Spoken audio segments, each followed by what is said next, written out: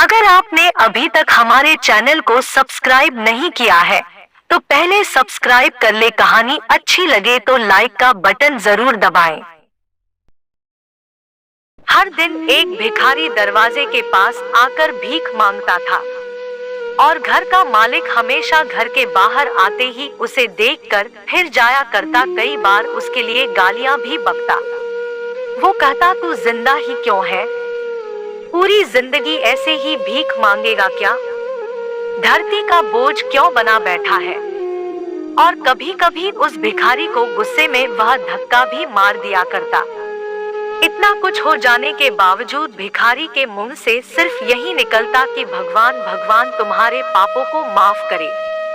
एक बार सेठ को धंधे में बड़ा नुकसान होने की खबर मिली। सेठ बहुत परेशान था कि तभी उसके दरवाजे पर वही भिखारी आया। गुस्से में अपना आपा खोते हुए सेठ ने उस भिखारी को पत्थर दे मारा। पत्थर लगने के कारण भिखारी का सर फूट गया और उसके सर से खून बहने लगा। फिर भी दर्द से कराहते हुए भिखारी ने इतना ही कहा, भगवान तुम्हारे पापों को माफ करे। भिखारी वहां से चला गया। सेठ सोच में पड़ गए। भिखारी को पत्थर मारा, फिर भी उसने सिर्फ प्रार्थना की। सेठ का गुस्सा शांत हुआ।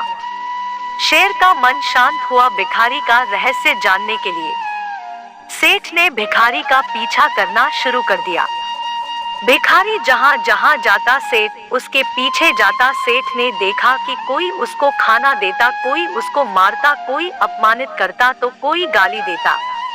लोग भिखारी के साथ चाहे जैसा व्यवहार करते, लेकिन भिखारी सबके लिए एक ही प्रार्थना करता, भगवान तुम्हारे पाप माफ करे। अब रात होने को आई थी। भिखारी अपने घर जाने के लिए लौटा।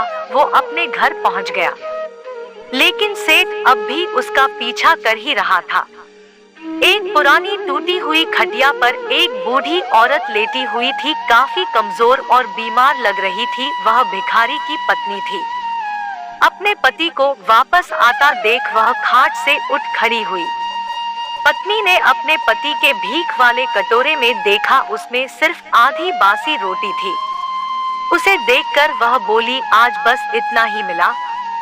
और हाँ, आपके सिर से खून निकल रहा है, ये चोट कैसे लगी?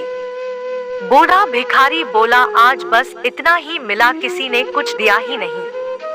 सबने गालियां दी और एक नए पत्थर भी फेंकना, इसीलिए मेरा सर फट गया।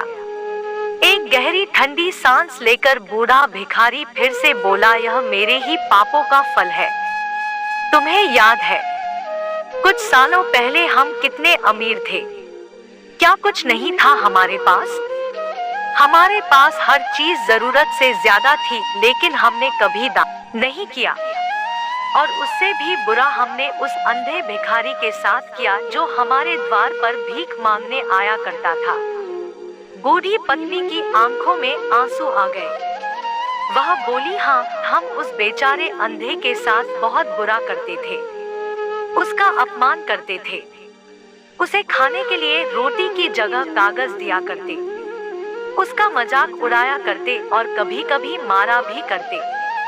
मैंने कभी उसको रास्ता नहीं दिखाए। एक बार मैंने उसके मुंह पर मिट्टी भी फेंकी थी और वह हमेशा दुखी होकर यही कहता कि भगवान तुम्हें तुम्हारे किए की सजा देगा, भगवान तुम्हारे पापों की सजा जरूर देगा। उसका श्राप सच हुआ और हम इस दुख भरी जिंदगी में आ गए। भिखारी बोला, हाँ, उसका श्राप सच हुआ, इसलिए मैं किसी को बद्दुआ नहीं देता। चाहे कोई मेरे साथ कैसा भी बर्ताव करे, मैं हमेशा उसके लिए प्रार्थना करता हूँ। मैं नहीं चाहता कि कोई भी हमारे जैसे जिंदगी का अनुभव करे, किसी को भी हमारे जैसे दुखों का सामना करना पड़े। वो नहीं जानते कि वह कितना बड़ा पाप कर रहे हैं, इसलिए अनजाने में हुए पाप की ऐसी सजा किसी को भी मिले, मैं नहीं चाहता। सेठ वहीं पर छुपकर यह सारी बातें सुन रहा था। अब उसे सब कुछ समझ में आ गया था। भिखारी और उसकी पत्नी ने वह आधी रोटी मिल बांट कर खाएं और भगवान को धन्यवाद बोलकर सो गए। अगले दिन बड़ा भिखारी फिर से भीख मांगने गया। सेठ के घर के पास जाते ही सेठ ने पहले से गरम रोटी या उसके लिए निकाल कर रखी थी, उसे देते हुए सेठ विनम्रता से बोला, माफ कर दीजिए बाबा, मुझसे बहुत बड़ी गलती हो गई। बूढ़ा भिखारी बोला, भगवान तेरा भला करे। इतना कहकर वह आगे निकल गया। इस कहानी से जो सीख लेने लायक है वह बड़ी ही सिंपल है कि आदमी चाहे किसी के बारे में बुरा कहे या भला करे, लेकिन भगवान सिर्फ कर्म के हिसाब से उसको फल देता है। क्या हुआ अगर भगवान नहीं दिखता है, लेकिन यह बात बिल्कुल सच है, उसके खाते में सबका हिसाब बहुत बहुत पक्का होता है। इसलिए जब किसी के लिए कुछ भी करो तो अच्छा ही करो।